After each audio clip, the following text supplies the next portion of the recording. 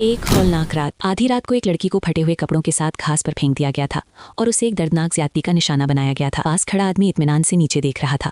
अचानक माँ की कॉल आई। आदमी ने मोबाइल छीनकर फौरन काट दिया और फिर गुस्से से लड़की को घूरते हुए धमकी दी कि अगर उसने पुलिस को बताने की हिम्मत की तो वो उसकी माँ की जिंदगी मौत से बदतर बना देगा। लेकिन ये सोचकर कि माँ कई सालों से बेवा है, आदमी के दिल में एक और शैतानी ख्याल आया। कुछ फासले से माँ के अपनी बेटी को ढूंढने की आवाज़ें आने लगीं। आदमी एक गहरी मुस्कुराहट के साथ उठा और माँ की तरफ चल पड़ा, ये सोचकर कि ये शैतान उसकी माँ को भी नहीं छोड़ेगा। लड़की का जिस्म कांप उठा और उसने मायूसी के आलम में ज़मीन से एक पत्थर उठा लिया। उसने आगे बढ़कर सीधा आदमी के सर पर पत्थर दे मारा।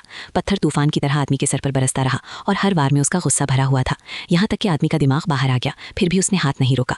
पकड़े जाने के बाद लड़की को अपने दिफा सेल्फ डिफेंस का कोई हक नहीं दिया गया, बल्कि उसे कातिल करार दे दिया गया, क्योंकि मुजरिम ने खास एहतियात बरती थी जिससे कोई डीएनए नहीं मिल सका और लड़की ने उसका चेहरा भी बुरी तरह कुचल दिया था।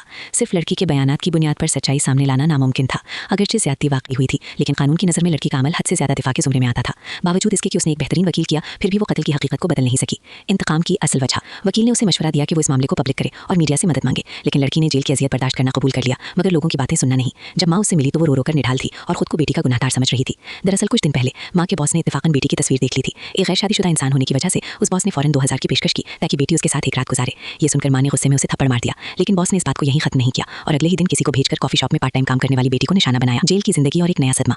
लड़की सरकारी नौकरी के इम्तिहान की तैयारी कर रही थी और आने वाले खतरे से बिल्कुल बेखबर थी। इस आदमी ने उसे जंगल में खींचकर उसके साथ गैर इंसानी ज्यादती की थी। अदालत में माँ जज से इल्तिजा करने के लिए दौड़ पड़ी, लेकिन वो गूंगी थी और बोल नहीं सकती थी। तमाम हालात को देखते हुए लड़की को 5 साल की कैद सुनाई गई। जेल में कदम लगते ही कैदियों ने उसे डराना धमकाना शुरू कर दिया, लेकिन वो खामोशी से सब सहती रही। अगले दिन लड़की को अचानक तेज बुखार हो गया और जब उसे मेडिकल रूम ले जाया गया तो पता चला कि वो हामिला है। ये सुनते ही वो पागलों की तरह दरवाजे पीटते हुए दिल खराश आवाज़ में अपनी माँ को पुकारने लगी, क्योंकि वो इस हकीकत को कबूल नहीं कर सकती थी। गार्ड्स ने उसे कैद तन्हाई में बंद कर दिया। कैदियों की हमदर्दी और अधूरी ख्वाहिशात। इस वाक़े के बाद साथी कैदियों को लड़की के जेल आने की वजह मालूम हो गई और सबको उस पर बहुत तरस आया। एक बड़ी कैदी औरत ने लड़की को कैद तन्हाई से बाहर निकलवाया और उसे अपनी बेटी की तरह संभाला। अदालत ने बालाखिर उसकी सज़ा कम करके 1 साल कर दी। साथी कैदी रोज़ाना लड़की के पास रहते ताकि उसका मूड बेहतर हो। जब उनको पता चला कि लड़की कॉस्मोस देखना चाहती है तो उन्होंने रातों रात काम करके वॉशरूम की दीवारों पर कॉस्मोस के फूल पेंट कर दिए। कैदियों ने आने वाले बच्चे के लिए कपड़े भी सिए, लेकिन वो नहीं जानते थे कि लड़की शुरू से ही इस बच्चे को कबूल नहीं कर पाई थी। हिस्सा षष्टम। एक दर्दनाक अंजाम। एक दिन काम के दौरान उसके पेट में शदीद दर्द उठा। उसने अलमारी तक रेंग कर जाकर वो तमाम नींद की गोलियां निकालीं जो उसने जमा कर रखी थीं और खा लीं। उसके ख्याल में शायद यही उसकी रूह के लिए एक निजात थी।